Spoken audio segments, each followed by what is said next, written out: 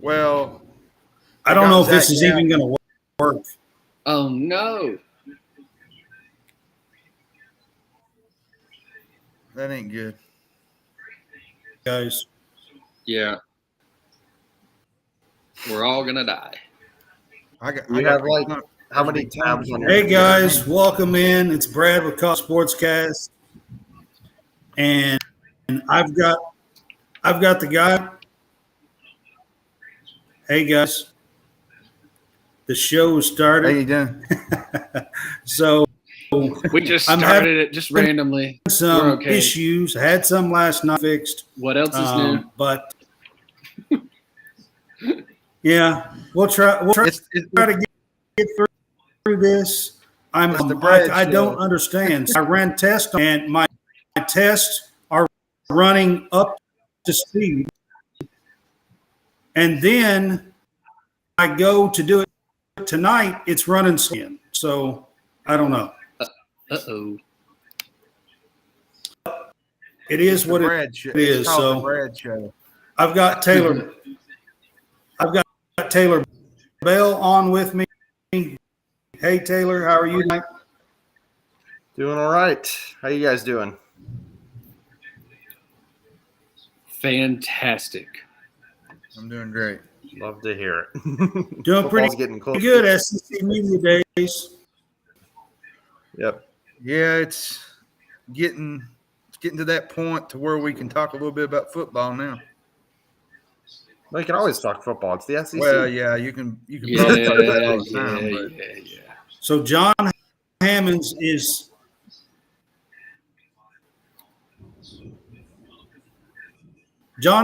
not in picture. He's the one at the bottom right. Yeah, in picture. I'm in audio tonight. Yeah. John Roberts is at the top left.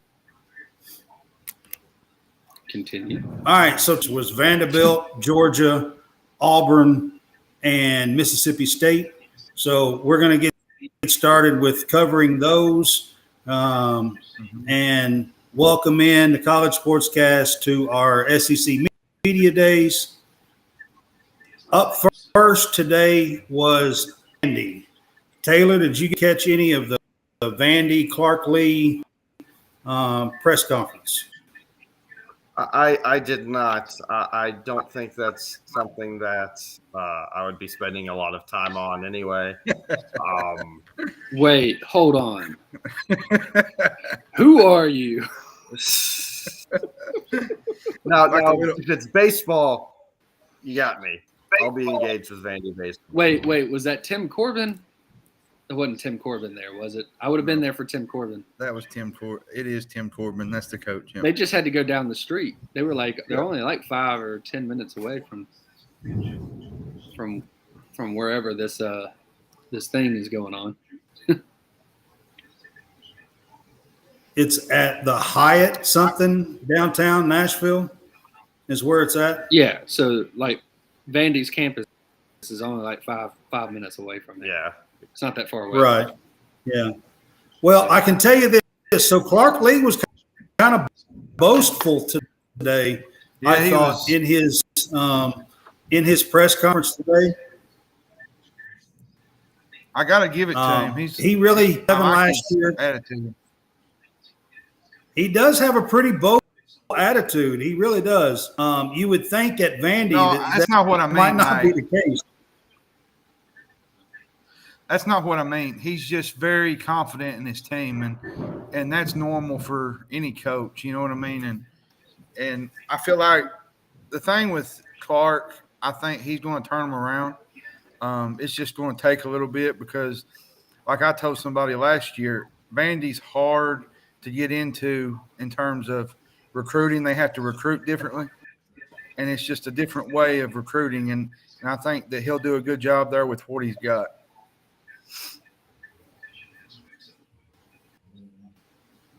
Yeah, I mean, he's doing a great job. They got to 5-year,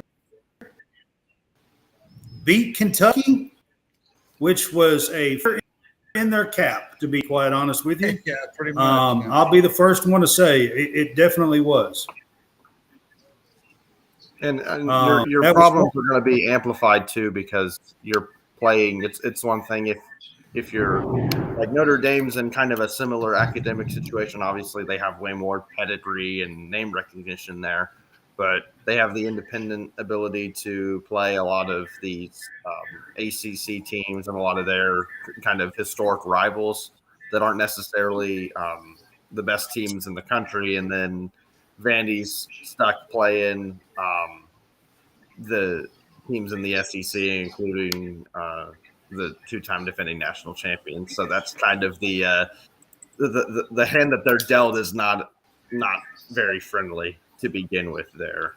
So it's making a definitely bold- not friendly for them. But they had, James Franklin done pretty good for Vandy's at Vandy. Hey, let's stop making excuses for Vanderbilt. Come on, these guys are grown and Hey. very, very much, they're big boys here. They can figure out how to beat somebody, even if they are hampered. But you do have to look at the full context of when Franklin was at Vanderbilt, how down the rest of the SEC East was as well. That was Georgia was terrible. That was a weak point in Georgia. Tennessee was down at that time. I think that was maybe That's when true. I can't remember where South Carolina was at that point. Like the East was very, very down to the point. I think that was probably when it was like Gary Pinkel's the peak of his run at Mizzou was kind of what was really doing well in there. Yeah, there was some 5-3 teams that won the East for a couple of years. Yeah. So you're right. The East was down at that time. But James Franklin did take Vandy up the ladder while it's going on. So it can be done is what I was saying. Yeah. It's kind of It can be, but it's very unlikely. And Clark definitely got that attitude. This is not the push from the fan base and the facility standpoint to improve. And I'll add on top of that, like you said, that the East and the West was in a rough time. And that's like you give an example with Oklahoma and Texas coming next year. They're coming at a time where the SEC is getting bigger and stronger. Tennessee's getting better. Georgia's elite. Alabama's going to be better this year. So, that's like what was it? The LSU guy said yesterday. He said, they're going to struggle in the SEC because, it ain't like the Big 12. You ain't got 2 or 3 teams, and that's it. You got like 6 or 7 teams that could beat you on any given Saturday. And neither of those teams won the Big 12 last year. No, and they wasn't even close. Well, and you got to consider too, Kentucky's getting better. Who else? South Carolina, which we don't know about Spencer Rattler. We'll talk about him later this week, but you don't know what he's going to give to you. But overall, from top to bottom, the SEC is better. And to me, I'm just going to give this since Taylor's on here. Georgia is at a level right now to where it's going to be hard to knock them off because they're recruiting at such a high level. You might beat them here once in a blue moon every 2 years, but Georgia is set for the next 3 to 5 years, and it's going to take a lot to dethrone them as who they are. And the only team I could see possibly doing that is Alabama and maybe LSU if they get the recruiting up. We'll get to Georgia in a minute, but maybe. I mean,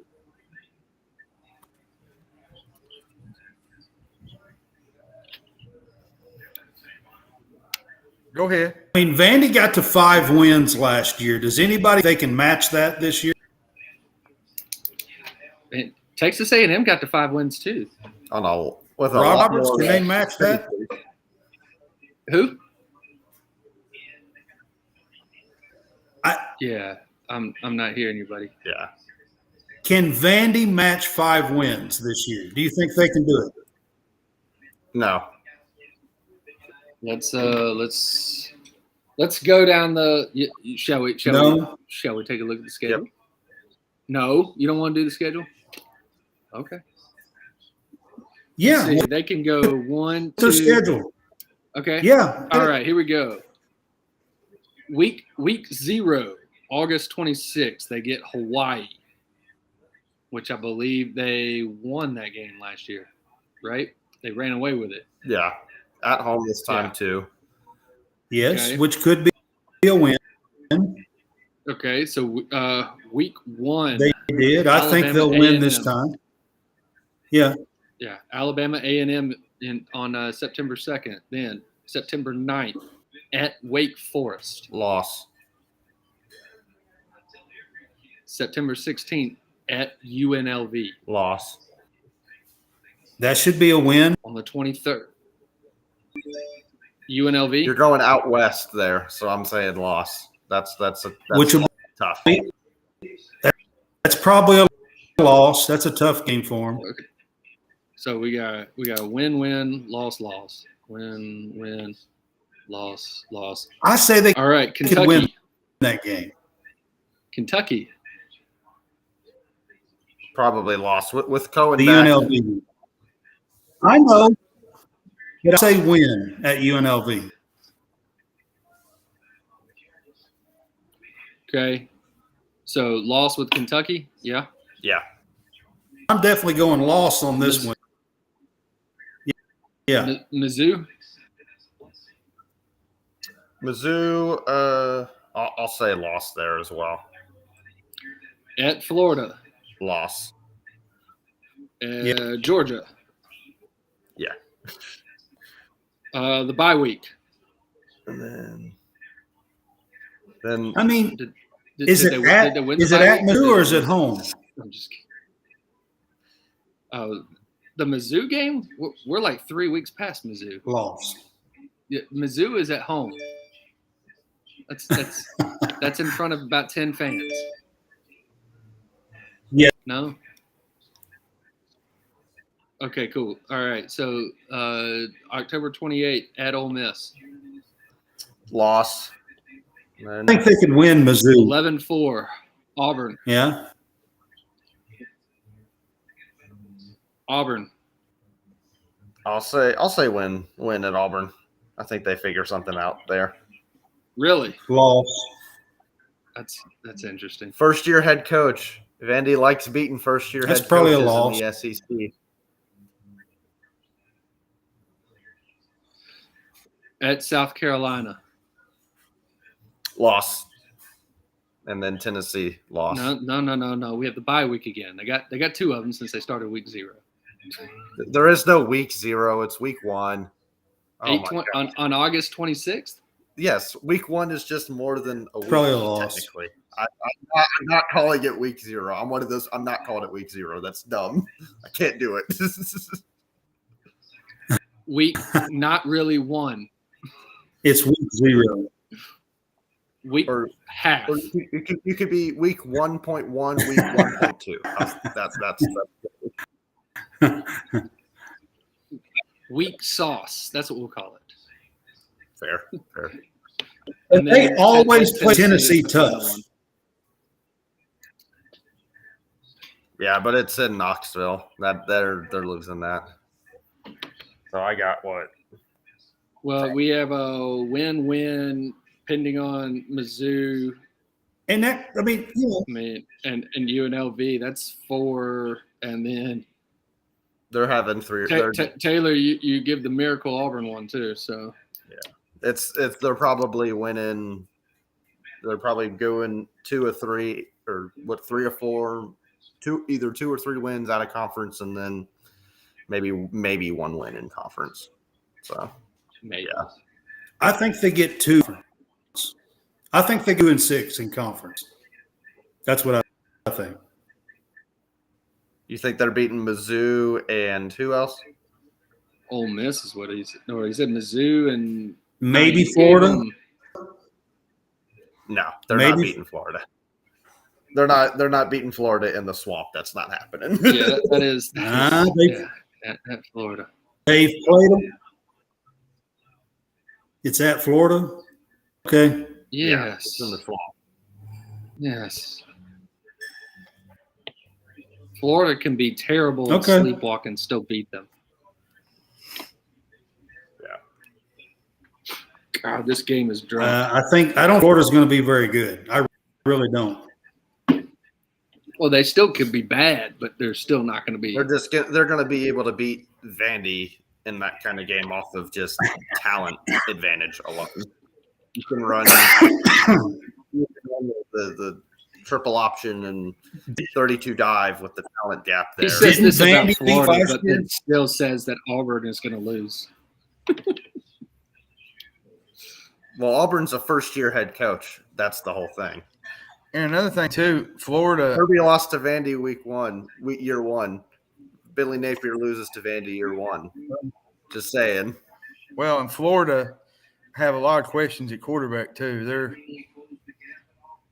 I'm not sold on their quarterback play right now. I'm not sitting here saying that Auburn's going to be great. I'm just saying that If you can't see 7 wins out of that schedule, though, there's an issue though, because with who there's at least 6 or 7 wins on that schedule for Auburn. Ooh, I can't do that.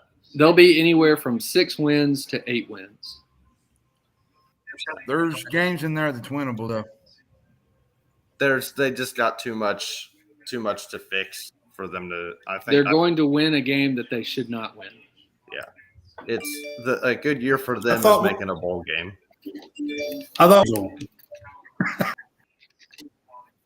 Yeah, we were, but we got bored because Vandy. We just said that Vandy was going to win like maybe 3 games or 4.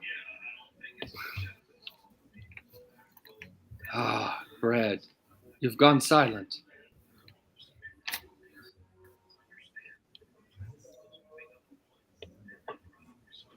All right, Nah. so since we can't, They're going to go Brad, 4 or 5 wins. As soon as They'll one get of at us least starts talking, start Yeah, hearing there it them. is. There it is. Yeah, that's right. So They'll go at least 4 wins. I spell my name with 2 L's. It's the same, but it's okay. yes, he took the L twice.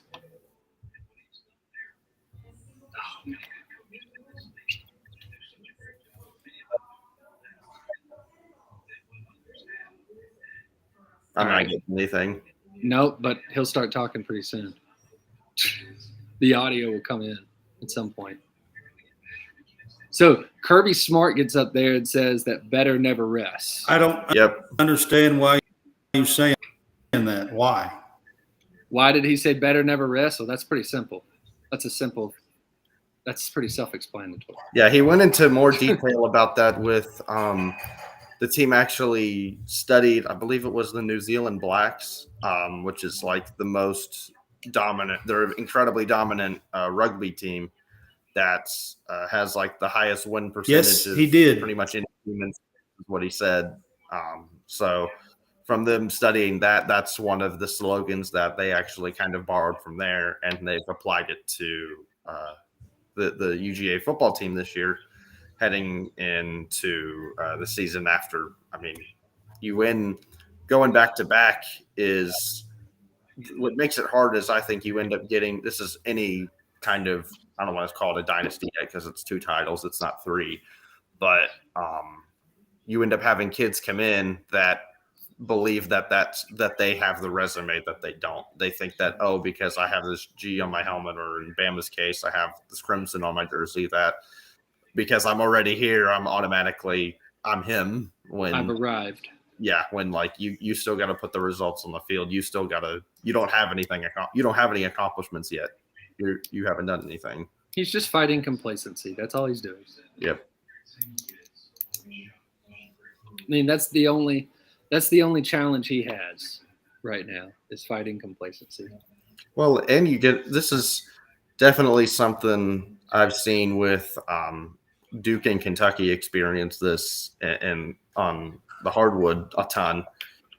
You're going to get everybody's best game when you have this kind of reputation at this point. It's the Super Bowl for everybody. Yeah, everybody's going to come. Their best game comes to be the week that they play you. like Cal always says, we're everybody's Super Bowl. They bring out the T-shirts, they bring out the pants, they bring everything out when Kentucky comes to town. Well, I hope everybody's wearing pants. Well, you get where I was going with it. I hope they don't do that for us. I like being able to go to road games. It's the fun part. With pants on, I assume. Yeah. Unless it's like unless it's I don't know. It's like who did we play early this year? Like it's South Auburn. Carolina, and it's still going to be like 90 degrees outside. Yeah, 5-inch inseams for that day. makes sense. Right. Can you guys hear now? Sometimes. Sometimes it's very, very delayed. Yeah. I don't like that one. Sometimes. Yeah, sometimes. That was about 10 Well, Mississippi's. I think I counted. My internet is Well, we do terrible have a state here. right now, and I've got to figure out how to fix it. So, Well, let's transition from that to make it to Mississippi State. 10 Mississippis. Do they get 10 wins? Yes, no. Let's pull up their schedule. Yeah, their schedule is they're going to not get 10 wins, but I got it right here. So September 2nd, Southeast Louisiana, Dub. Arizona, Win. LSU Loss. at South Carolina. Ooh, that's a good game. Let me think on that one. That sounds like the epitome of a noon kickoff on the SEC network. That's like the best game of the day. Yeah, pretty much. I'll say loss there. I'll say South Carolina gets that one. Okay. Bama on the 30th. Very close loss. They can't pull it out. Western Michigan on the 7th. Win, obviously. The bye week it's okay, awesome. at Arkansas. They're losing the bye week? That's good. God, this is bad. All right. At Arkansas? I'll say win. It's a win. Wow. At Auburn. Win. Taylor, you just absolutely do not want Auburn to win, but that's just because you're a Georgia fan. I actually hate the Gators more than anyone else, but That's also weird. Why would you hate the Gators more than anybody else? they're our biggest rival. What do you mean? No, they're not. They're not a rival at all. There's, I mean, where are you from? I just gotta ask because What is my name? I can't. I have no idea. I can't see it. They're the big I'm rival. from Birmingham. Okay, Yes, okay. they are.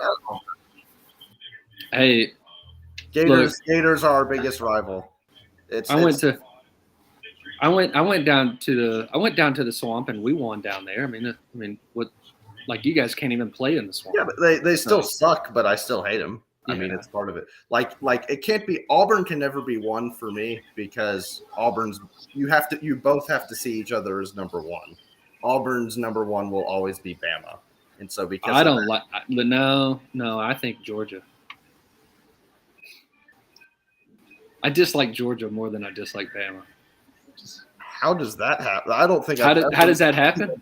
I don't think I've ever met an Auburn. I've met so many Auburn people that are like, I could go 1-11, but as long as we beat Bama, that's all I care about.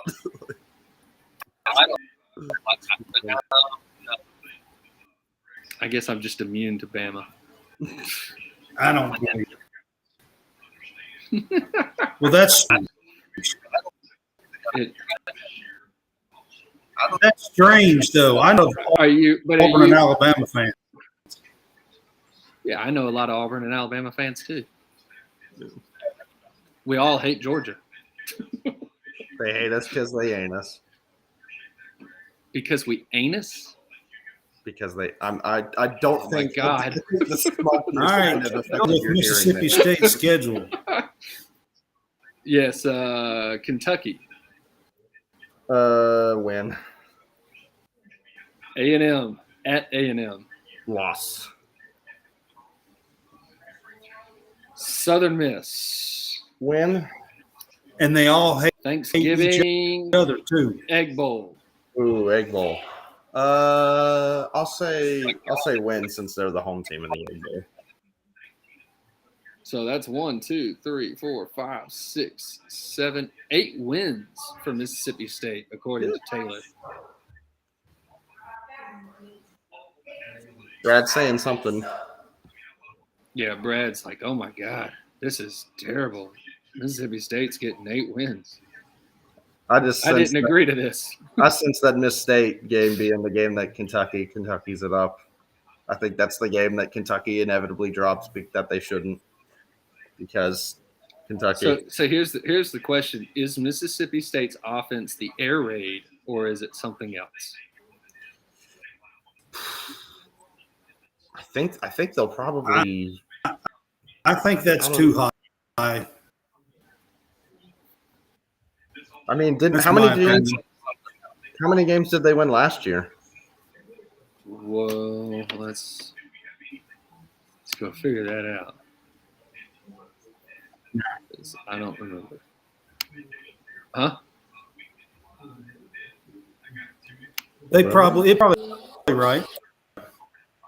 They went 9-4 last year, so I mean, they went 9-4. But remember, they're a first-year head coach. Air raid. It's not going to be air raid. But he's been in. It's different because he's been in the. I know it sounds like I'm making up rules as I go along, but he actually took over. He took over in the middle of last year. He's not a first-year head coach. Like that means. Yeah, but Hugh Freeze. They went 9-4, including the bowl win. Yeah, but the complete lack of talent that Auburn has to deal with that's their biggest. They have no depth, and that's the biggest. That's the name of the game in the SEC is depth, and if you don't have any of that, then you're going to struggle. So, yep. Let me see. I think I remember correctly that I think Miss State finished the season pretty well. Trying to think of what their schedule was at the end of the season last year.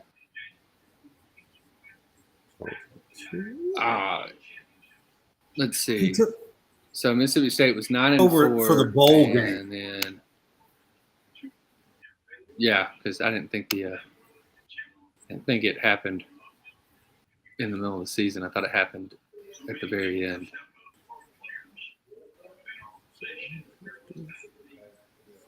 So they finished the season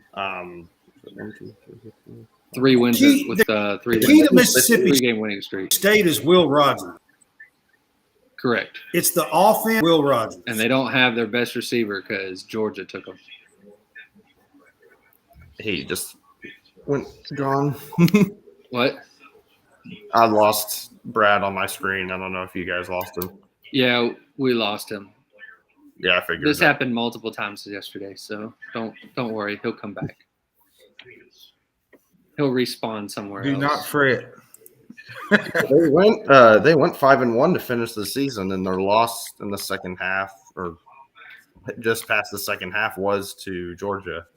So, yes, it was. Oh man, taking a look at this Braves score, it's now 13-12. It's gone back and forth again. Good Lord! Like I said, that game was drawn.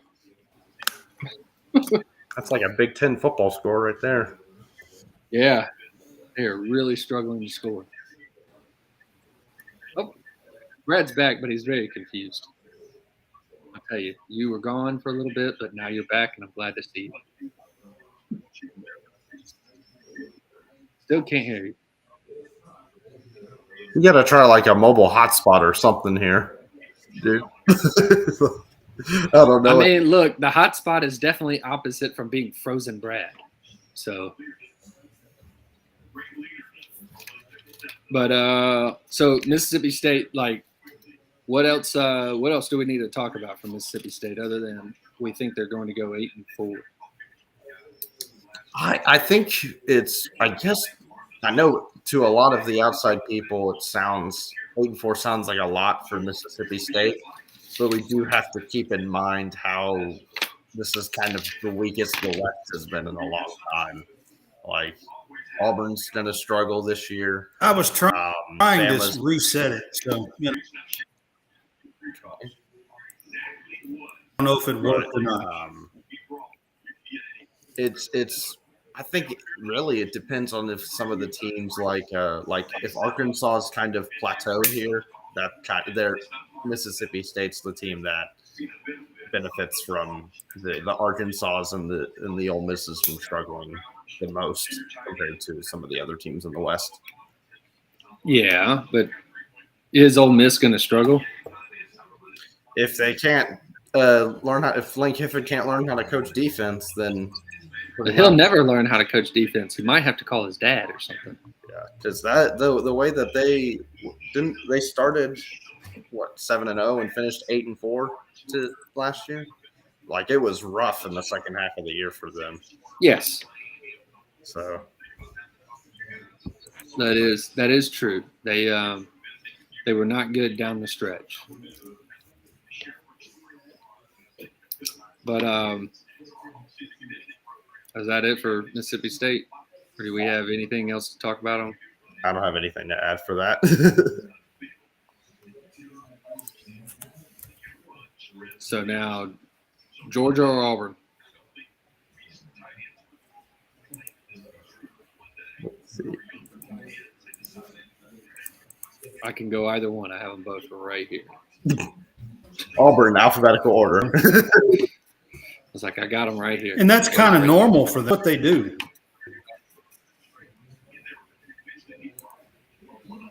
To go alphabetical order, yes. Was it this bad yesterday? It was. It was really bad. So, Auburn, they obviously have a new head coach in Hugh Freeze, who will change slight more of a philosophy Auburn. than.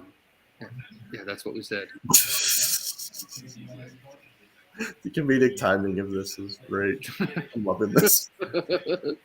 Yeah, we said Auburn. Auburn is like the guy that Either doesn't know how one. to play Halo, that just throws hand grenades. Okay, that's what they are. Come on, let's go. Only tries trick shots. That's right. And every now and then they nail it, and it's Yes. That 360 note does land. It was worse. It was worse. nailed it every time. Look, I mean, while being an Auburn fan and being an alum, look, I get the comedic deal with Auburn. It is they are a team that is the constant unknown. You do not know what you're about to see. It is Jekyll and Hyde all the way, and they could be when they're really good. They are really good. That crowd at Jordan-Hare is awesome. When they are bad, they can be really bad, and it becomes, unwatchable, like last year. So, I'm interested to see, how do you feel about Peyton Thorne stepping in as the new quarterback? We can't be worse than what we've been. So, I feel like he has a level of at least steadiness to everything. I think that there could be just maybe a calm, but just because of the fact that he has played a lot of D1 football, but he hasn't played at this level. I mean, it's D1, it's Big Ten, but it's not, SEC. So, yeah, that's a fair point. But he gets UMass. He gets a game before traveling out west to play a Pac-12 school, and then they get Samford before getting the SEC schedule started. Well, I'll say this about Auburn. You was talking about last year where it was a circus. A lot of that had to do with the fact that the old coach. I'm trying to think of his name. Brian Harsin. Yes. Harsin. There was a lot of locker room, social media stuff going. You know what I mean? Yes. And it just caused a lot of friction. Yeah, there was also a lot of friction within the power brokers as well. Yep. So I think they're all aligned now because I think everybody wanted Hugh Freeze. Yeah. So that had a lot to do with it too, though. I think I like the hire though. I think a lot of people are kind of looking at it from Freeze's record in of itself at Ole Miss, and then forgetting about the fact that it's Ole Miss. So you're kind of limited to what you can do, but the ability to scheme up plays in a very simple way, especially with you go and look back at some of the ways. After But basically, he was able to, I think when they played Bama, what was it, 2014, 2015, whichever year it was Chad Kelly at quarterback, it was a simple deal of if they had two high safeties running inside zone, yeah. that's when you can throw and have the mismatches with the receivers like Treadwell and those guys. So you could have the the game like Bo Wallace where you just bounce it off of helmets. Yeah, that's definitely it. While you're getting like in the middle of going to the ground because it's like, oh my God, I got to throw it. It low key is now that I think about it, it's kind of like Bo Wallace walked so Bo Nix could run a little bit with just like the chaotic play and like. Yeah, well, I mean, Bo Wallace just took from Eli Manning's Super Bowl, film and said, "Let me just do this at your alma mater." Yep, that's exactly what happened. And then Bo Nix was like, "Look at me play backyard football. I'm going to run around. I'm going to watch Johnny Manziel and run around and do everything." But hey, it got him a win at LSU. First time that had happened since 1999. So now our longest losing streak, I think, is Georgia. Hadn't won there since 2005. So, yeah. And that was a miracle play, by the way. Do you remember that one? I am too young for that. Fourth and 13. Hit a pass deep over the middle. Went all the way down to about the 2 or 3 yard line. Fumbled it into the end zone. Recovered it in the end zone before it went out of bounds. Because you can't fumble it forward and recover it in the end zone. They brought the ball out, wasted 30 seconds, kicked the field goal with 0 time, 31-30.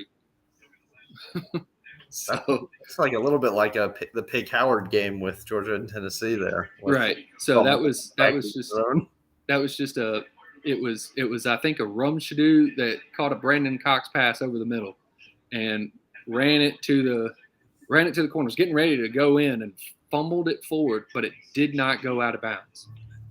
And they recovered it in the end zone, and so they brought the ball out to the spot of the fumble, which was like the 2 yard line, and it was pretty much just run it right into the middle of the line of scrimmage, take a knee, kick the field goal, and that won the game. Who knew a fumble could be so beneficiary? I know.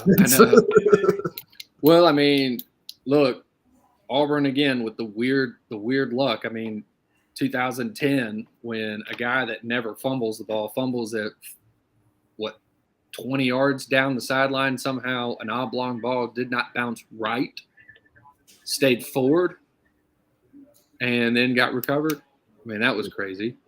Don't know how that happened. The miracle of Jordan Hare. Yeah, which happened in the same year. That's again strange things happen. But like I said, Auburn is that team that is that guy that plays Halo or any first-person shooter that doesn't know actually how to play the game and just launches, grenades. There are two things I fear more than anything else as a Georgia fan. One is the voodoo magic of Auburn. Correct. And two, everyone should fear that, is the grass at Neyland Stadium. Those are the two things that I fear the most as a Georgia fan because craziness happens with Auburn, obviously, and then every time we go to Neyland Stadium, we lose like half of our key players to injury because their agricultural program is lacking in that's because they've got the what is it, the morgue underneath? blindside little reference there. Yeah. Bodies buried underneath the field. That's right. Got the morgue. So they're just reaching up just from beyond and grabbing all the Georgia players. That's it. Yep. But yeah, so we can go through this schedule while Brad is, away. On September 2nd, Auburn plays UMass. I would assume you say a win there, right?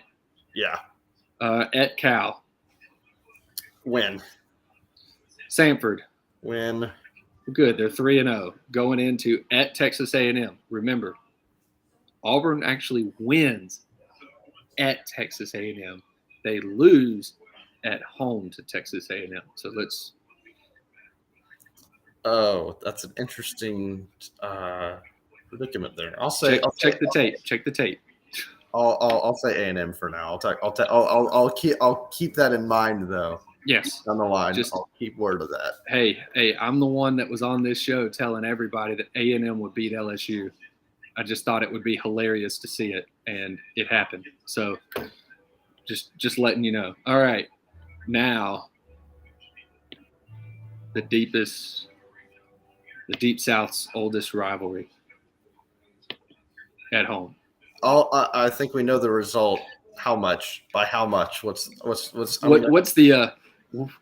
is it a beat down in Jordan-Hare, or is it a respectable game?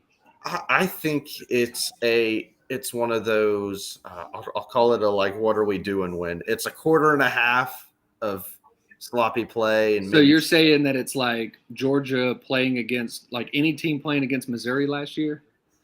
Not to the Missouri extent, because Auburn took that one down to the wire. That was the field goal fest in overtime. That was the thicker kicker couldn't hit a 22-yarder or whatever it was, an extra point. Yeah. And it was. I think that the Auburn game for Georgia, that seems like one of those. It's like sloppy play for like a quarter and a half, kind of one of those what are we doing moments, and then by the third quarter, it's kind of like exhale. So it's like 27-3. I think we'll score. I think you guys will get a touchdown, and then we'll score a little bit more than that because it's Freeze. I don't think Hugh Freeze is going to be held to 3 points in any game. So, okay, I was just giving your defense really high regard there. Yeah. All right. They got the bye week at LSU. The last time Auburn played there, they won. Oh, my God. That's something that we couldn't have said in about 20-something years. I say close loss there. Close loss. Ole Miss. I think, who do we say on this one for Ole Miss? I don't think we went through Ole Miss yet anyway. We haven't looked at Ole Miss. I'll say win. I'll say Jordan-Hare environment wins in that game. Okay. Well, then the Jordan-Hare environment wins, but then they play the other Mississippi school at home, which you've already stated as a loss. Yeah. Okay. Very schizophrenic, much like Auburn. At Vandy, you said loss. Yeah, I said loss. Okay. I'll be consistent here. I'll keep it consistent. Yeah. All right. Arkansas. Ooh.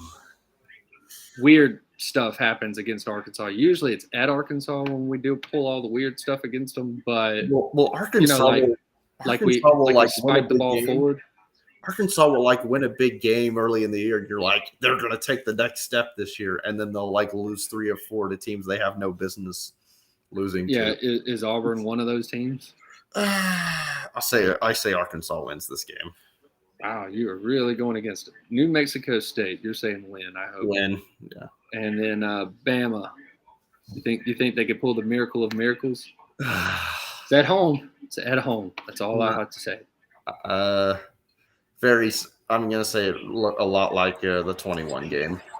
I'll say this: Auburn always plays Alabama close. Always has. That's why I say the 21. That's not true. Just look at 2011, 2012, 2000. The last few years, 20. except for maybe 1 or 2 games. except for maybe one or two games. They One or pretty two. much There's a stayed. lot of games in the I Nick think Saban era it's- that we got our ass kicked. I think it's not as much them always playing them close. It's they play them close in the years where there's no way to really like explain it. Like Roger McCreary suddenly becoming a freaking Darrelle Revis and locking down JMO and that receiving core for like half the game, of course. Yeah, but that was but then the the interception was just because it threw it off the guy's back. You're thinking a different game. Oh yeah, you're right. Yeah, but yeah, and Mac Jones, the turnovers there. Gosh. Yeah, one of them was his fault. The other one was, the flukiness of Jordan Hare. Yep. Because one of them, he threw it in between. Kind of didn't know whether he wanted to throw it to the deep receiver or the shallow receiver. Threw it in between, and that just happened to be where the Auburn guy was.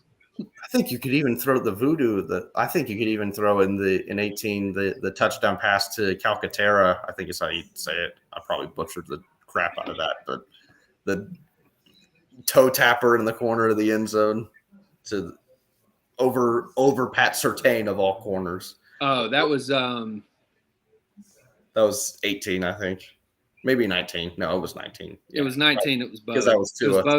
It was Bo's freshman year. Yeah. And that was not his name, but I know who you're talking about. Yeah. That was Sal Cannella.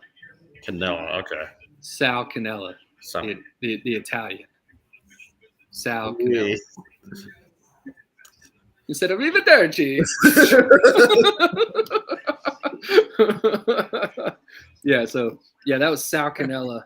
And he had a couple of those catches just throughout his career, but it was like he was one of those enigma receivers, tight end receiver type players that you're always like, he would disappear for like 3 or 4 games, and then he'd come back up, make an awesome catch, and you're like, where's this guy?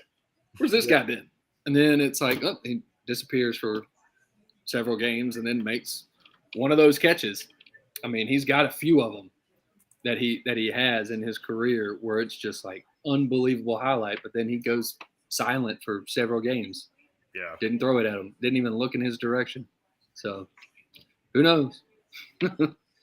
But yeah, no. Auburn's got that's why it's not that I'm trying to show my fandom or, look through the orange and blue glasses. It's that this is one of those years that even though everything looks like it should go against Auburn, doesn't necessarily will everything go against Auburn? I get what you mean too. Of like it's the unexplainable magic of Auburn. It's the unexplainable. What the heck just happened? I mean, 2013 is one of those. Okay, first year head coach. We went 3-9 the year before, and all of a sudden, you're playing for a national title, and completely blew the game. Should have had a 2013 title, but instead blew it. Blew a huge lead. Right. So, inexplainable. That was Tommy Tuberville. Yeah. Except, Brad says 6 wins for Auburn. I thought he was saying that it was 6 times beating Bama in a row, that was the Tommy Tuberville running off the field doing this.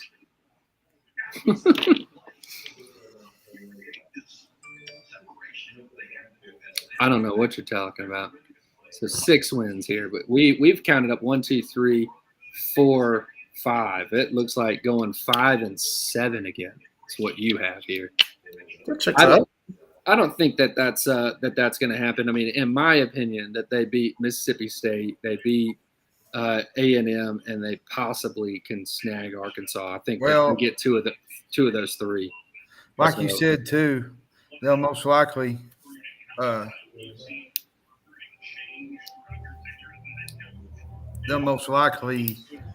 win a game that they're not supposed to, Right.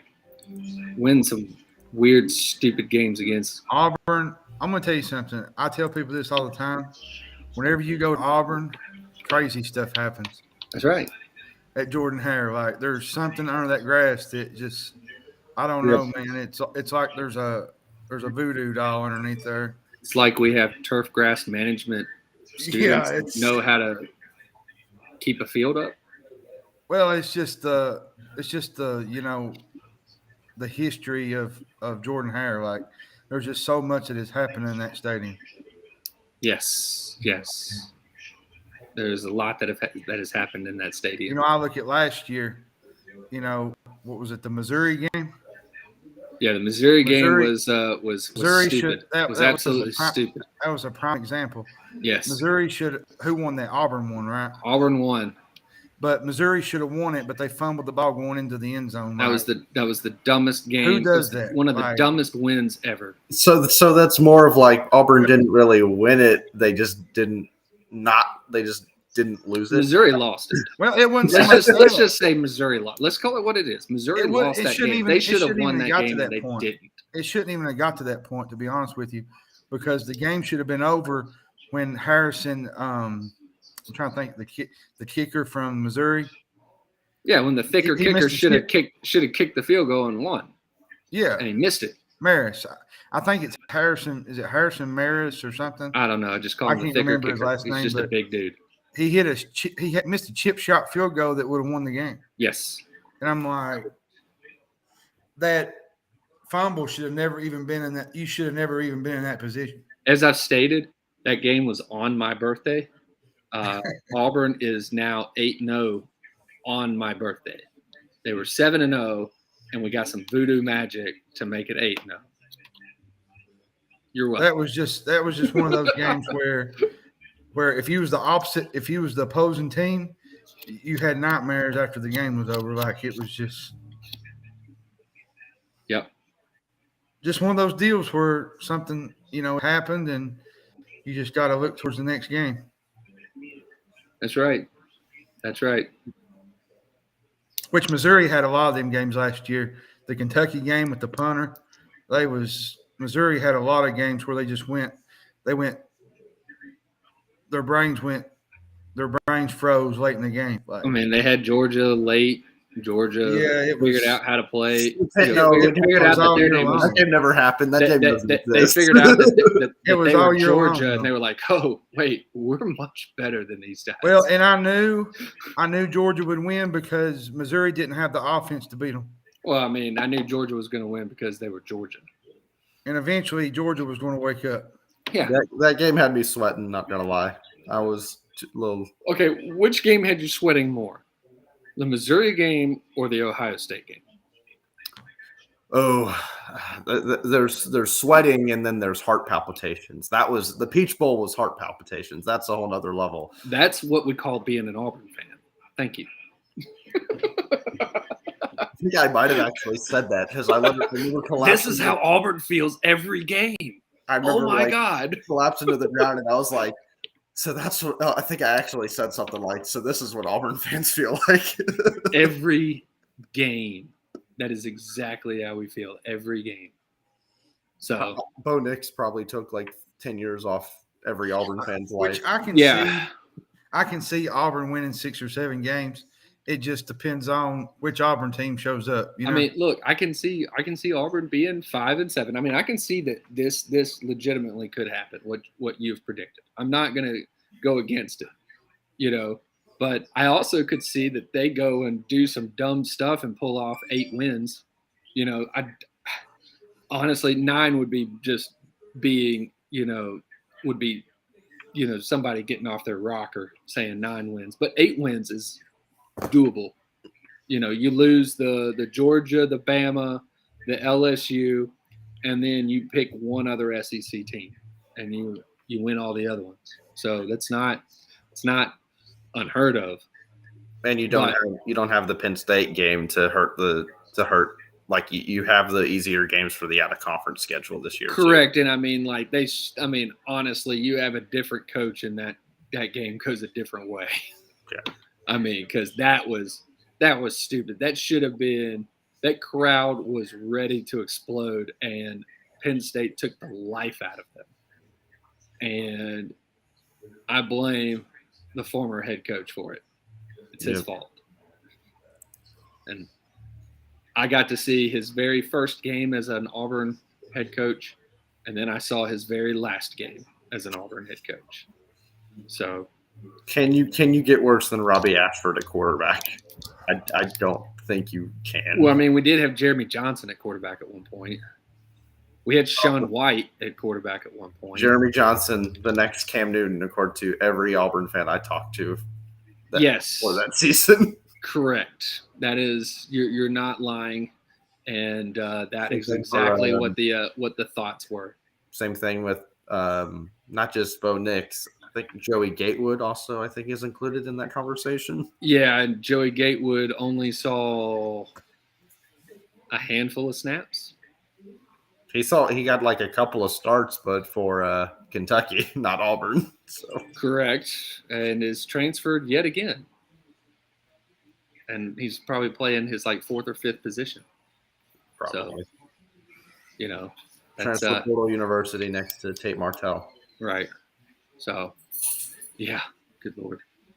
But yeah, I mean, again, it's just it's all over the board with that team. So on to Georgia. Sure, that works for me. Well, look, better never sleeps Exactly. or never rests. Sorry, never rests. Same thing. Yeah, right. And I just said, look, never rest better. I mean, just change the wording. That sounds like a Sleep Number commercial. Or a Holiday Inn. Yeah, same kind of thing. Yeah. Of the coach speaks that Kirby Smart has, I don't want to say come up with because he didn't come up with the most recent one. I don't think you're topping. We're not practicing to beat anybody. We're practicing to beat everybody. I don't think you can top that. I think that's number one for years to come, especially with what followed that saying. But Oh yeah. a lot of really good things to say, just even on an individual level about the guys that all came to that did media day with him. He really focused on with Brock Bowers being, because Brock is very quiet, does not enjoy the media conversations, and that's it almost acted as a way to kind of show that he's human in a way, because some of the things he does on the football field, I'm like, how is that possible? But I'm very excited, obviously, heading into this year. Correct. Makes sense. There's definitely going to be – there's like 2 years ago it was Tennessee. There's when you have a schedule like this that coming in, everybody's like, this is an easy schedule. There is always one game that nobody sees being I don't even want to say I was getting ready to ask who is the one opponent that nobody thinks could do it, but you think could make it a game. That's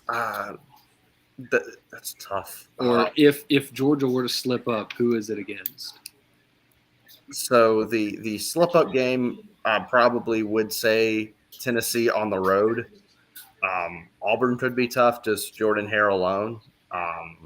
The crossover game this year is Ole Miss, which Kirby has not beat. We've only played them one time under Kirby, and we lost to them in his first year. So again, that was the first year. Yeah. So, but so I mean, Kirby. Look, So everybody gives Saban the 2007 season as a pass. Well, I say that because that takes it out as the contention, because Kirby will be able to find a way to use what happened in 2016 as motivation for the team to not come out and play up to par, up to a championship caliber team. Right. Look, I just think that if Auburn is 4-0 and if Georgia is 4-0, that's just going to be an amazing game. The environment for sure, 1,000%. Notice that I said if Georgia were 4-0. That's not going to be an if. That's when Georgia's 4-0. So, because I mean, you're only playing one. I see what you're doing here. You only play one school in the first 4 games. Yep, South Carolina. Correct. That's the one.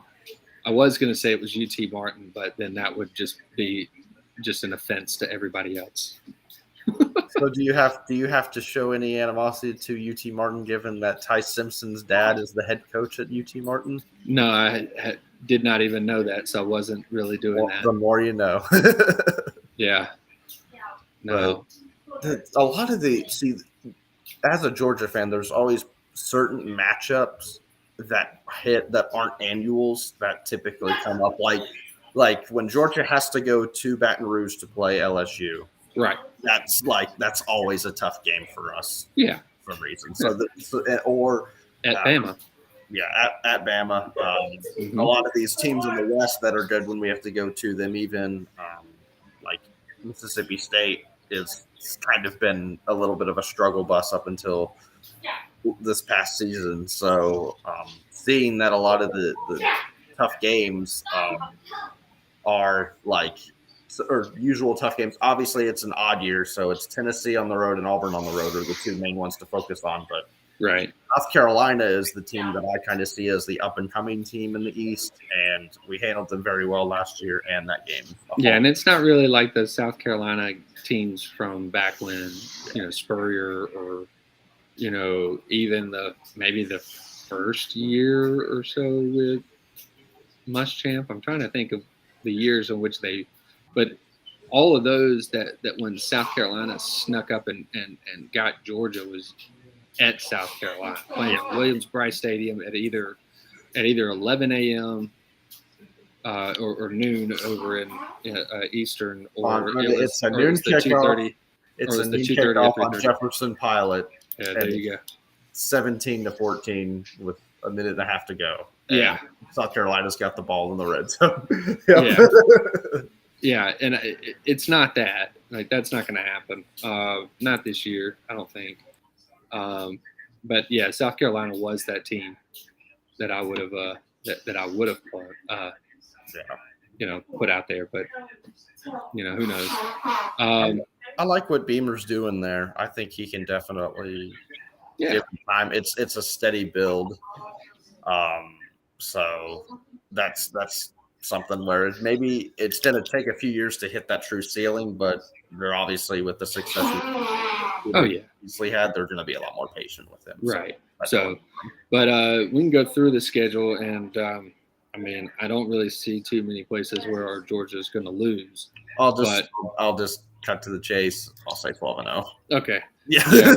But I was just more doing it just so that people understand who Georgia actually plays. So. Yeah. Week 1 is UT Martin. Week 2 is Ball State. Week 3 is South Carolina. Week 4 is UAB. Then they travel to Auburn. Then they have Kentucky at home. Then at Vandy. And then it's the bye week before the world's largest outdoor cocktail party. I guess we really can't say that, but that's what it is. It's in Jacksonville against Florida. Mizzou at home, Ole Miss at home, at Tennessee, where you think might be the slip up if it's not Auburn, and then at Georgia Tech.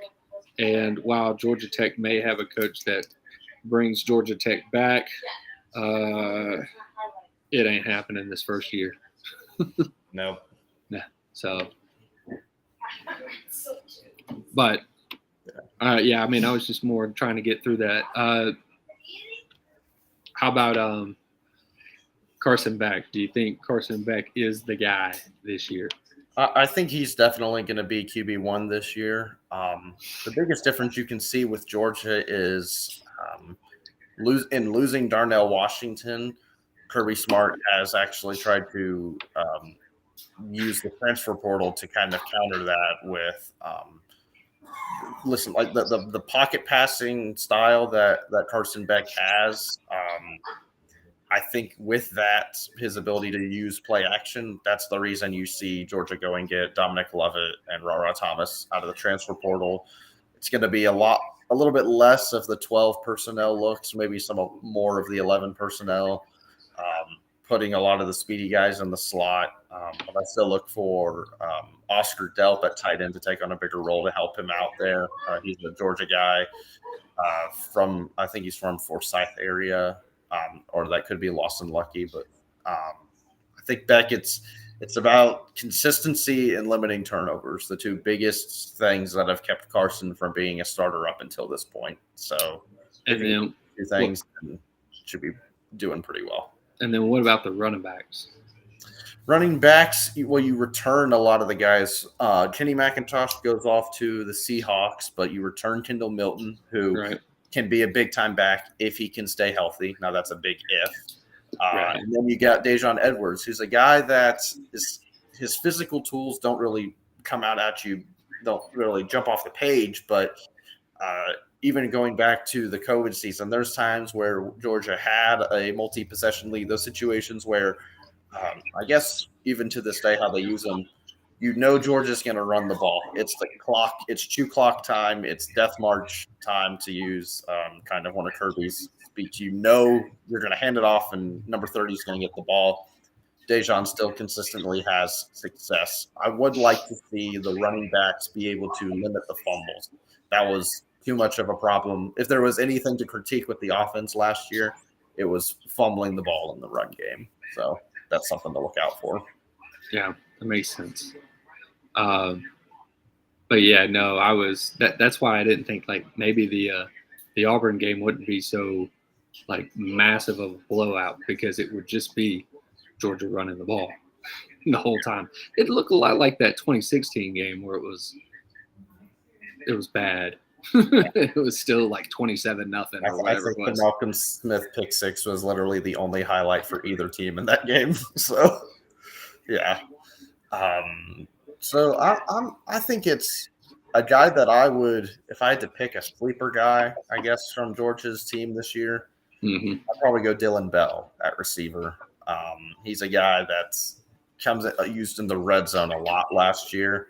He knows how to create separation, and he has a really good understanding of just space in the open field and learning how to find a soft spot in the zone.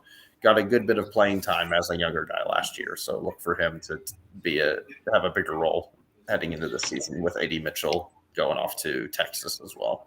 Yeah, and then looks like Brad's asking some questions here. He's asking who is the SEC challenge, which I think you pretty much kind of nailed that one with either Tennessee or Auburn. Yeah. For Georgia. National challenge, I mean, honestly,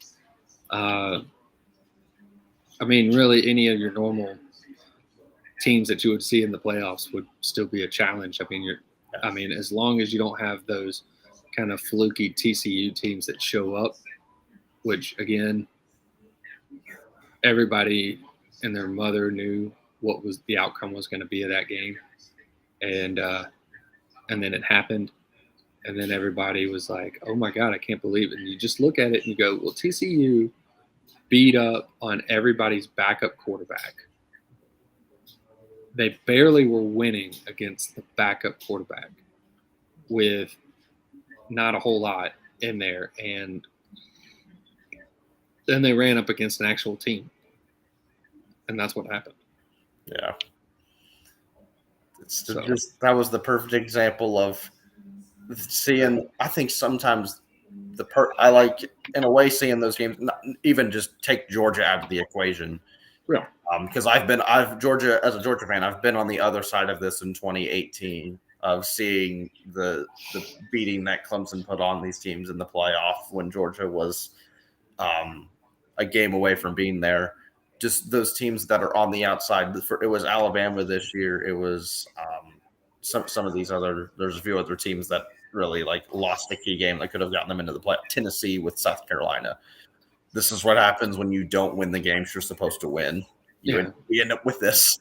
Clemson with South Carolina. Yeah, it's kind of like seeing those games like, this is what you did. You caused this. Clemson, Tennessee. It is your fault. Alabama, it is your fault that we have this because you couldn't beat them. Yeah. Oh, yeah. I mean, look, Alabama couldn't beat LSU, and then LSU kind of limped into that game. Yeah. Not that I would think that Alabama would have done anything better, but that's actually the team that I guess if I have to pick anybody that scares me the most as a Georgia fan in the next few years, it's probably LSU because of seeing what Brian Kelly was able to do with limited depth, limited scholarship players.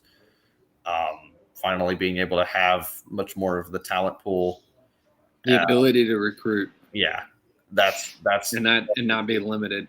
If they get us, I think with Jaden Daniels, it's not as much. Look, there's more stupid people in the world that he can recruit than he can't recruit like all the smart people that are really athletic. There's not enough of them. Yep, not enough of the Clark Kents out there. Right, and he doesn't have to fake that Southern accent. He really doesn't have to. It's okay. Yeah. We all know where he's from. Yeah, if they get Garrett Nussmeier in there and he's able to play within himself, that's the scariest team in college football, I think, outside of the state of Georgia. He even had a few plays in the SEC title game late where it was like, okay, I don't want this guy on the field anymore. Can we hold on to the ball for a few minutes so we don't have to see him throw it around on us? So, yeah, I can see that. And then any other national ones like the like an Ohio State or any of those? So I think right now I look at it with Michigan has the upper hand on Ohio State. I think it's a physicality. It's like there was a mentality shift from Urban Meyer to Ryan Day. Obviously, that game was very close in the semifinal. Aside from even just the argument of Georgia played their C+ game while Ohio State played their A+ game. I think everybody always underestimates how much of an advantage that week off from the conference title weekend is in terms of being able to rest up physically and able to have that extra time to scheme. Like Ohio State, the best you can do is wait and see.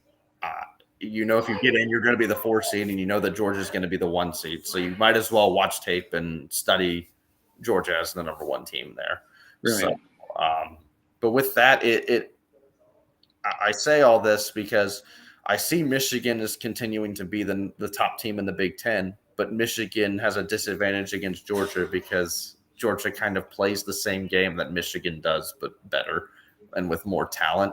So it puts Michigan in a spot to where it's very hard for them to beat Georgia. Whereas Ohio State, although I think they're a little bit worse than Michigan because of the air attack that they have and the style of play that they have, that plays against Georgia better. So matches up against bet. Yeah, matches up. I mean, it's like Bama back in the day when it was like, if you try to line up and play smash mouth with Bama, they're just going to run all over you.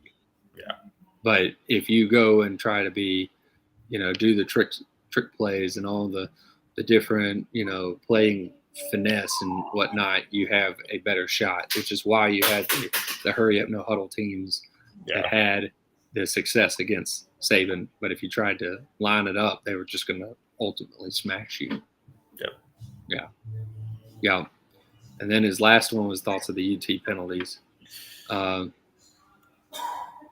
Don't really think there's much to add there. I mean, it's fines.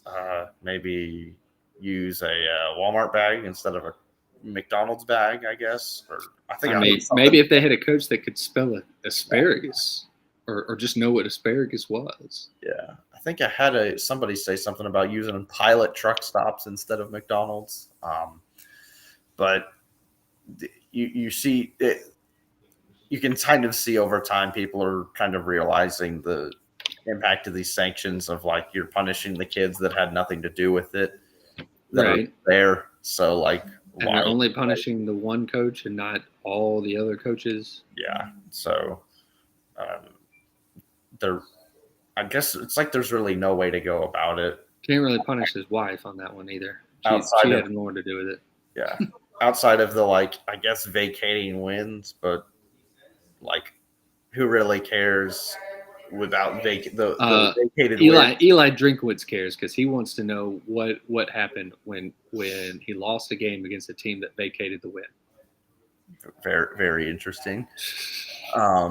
And then I always think of like the Reggie Bush situation. Like, do you just give the Heisman Trophy to the guy who was voted second in that time? Or was that the year that Leinart was second? And so you give it to third place or something like that? Heisman is. Do you give the national title to Auburn? Yeah, just because